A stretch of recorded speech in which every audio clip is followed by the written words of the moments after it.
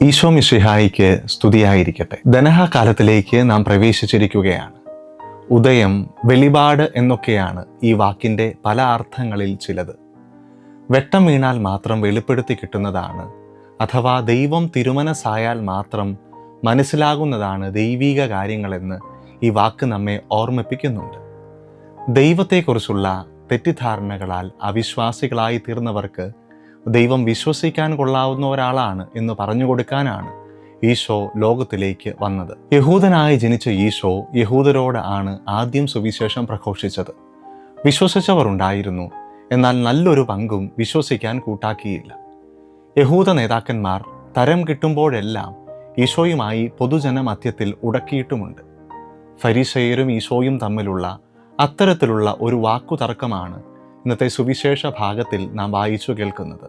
യോഹന്നാന്റെ സുവിശേഷം 8-ാം അധ്യായം 21 മുതൽ 30 വരെയുള്ള തിരുവചനങ്ങൾ. ഇവിടെ ശക്തമായ ഭാഷയിൽ ഈശോ അവരോട് 2 പ്രാവശ്യം പറയുന്ന ഒരു കാര്യം ഇപ്രകാരമാണ്: നിങ്ങൾ നിങ്ങളുടെ പാപങ്ങളിൽ മരിക്കും. എല്ലാവരുടെയും രക്ഷ ആഗ്രഹിച്ച, അതിനുവേണ്ടി ജീവൻ പോലും നൽകാൻ തയ്യാറായി വന്ന ഈശോയുടെ നാവിൽ നിന്നും കേട്ട ഏറ്റവും കഠിനമായ വചനം. പല യഹൂദ എഴുത്തുകാരും ഈ വാക്കുകളുടെ ഭാഷാശൈലിയെ കുറ്റപ്പെടുത്തിയിട്ടുണ്ട്. ജൂത വിരോധത്തിൽ നിന്നുമാണ് ഈ വാക്കുകൾ ഉത്ഭവിക്കുന്നത് എന്നാണ് അവരുടെ പക്ഷം. എന്തിനാണ് ഇത്ര ശക്തമായ ഭാഷയിൽ അക്കാലത്തെ യഹൂദരെ ഈശോ വിമർശിച്ചത്? എന്താണ് അവരെ മരണത്തിലെത്തിക്കുമെന്ന് പറഞ്ഞ അവരുടെ പാപം? ഈശോ പറയുന്നു, ഞാൻ തന്നെ എന്ന് വിശ്വസിക്കുന്നില്ലെങ്കിൽ നിങ്ങൾ നിങ്ങളുടെ പാപങ്ങളിൽ മരിക്കും. സ്നേഹമുള്ളവരെ, വംശവിരോധത്തിൽ നിന്നുമല്ല ഈ വാക്കുകൾ ഉത്ഭവിക്കുന്നത്.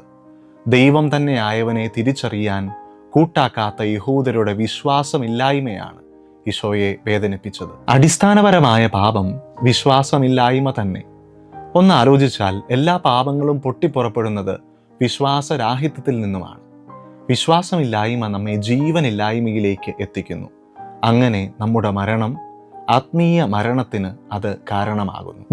ഞാൻ തന്നെ എന്ന് വിശ്വസിക്കണം എന്നാണ് ഈശോ പറയുന്നത്. യോഹന്നാന്റെ സുവിശേഷത്തിൽ ദൈവനാമത്തെ സൂചിപ്പിക്കാൻ ഉപയോഗിക്കുന്നതാണ് ഈ പ്രയോഗം.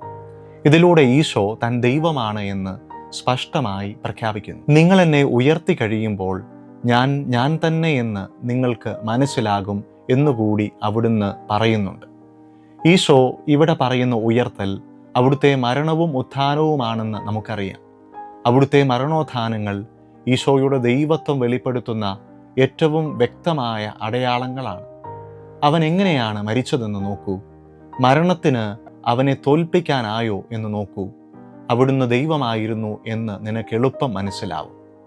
മരണനേരത്ത് ഈശോയ്ക്ക് അഭിമുഖമായി നിന്ന ശതാധിപൻ മരണത്തിൽ അവൻ പുലർത്തിയ കുലീനത കണ്ട് ഇപ്രകാരം പറഞ്ഞു: സത്യമായും ഈ മനുഷ്യൻ ദൈവപുത്രൻ ആയിരുന്നു.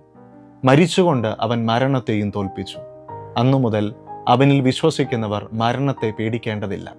യെശയ്യാ പ്രവാചകൻ 25:8 നാം ഇപ്രകാരം വായിക്കുന്നു: അവിടുന്ന് മരണത്തെ എന്നേക്കുമായി നശിപ്പിക്കും, സകലരുടെയും കണ്ണീർ അവിടുന്ന് തുടച്ചു മാറ്റും. തിരുവചന ഭാഗം അവസാനിക്കുന്നത് ഇപ്രകാരമാണ്: ഇത് പറഞ്ഞപ്പോൾ വളരെ പേർ അവനിൽ വിശ്വസിച്ചു.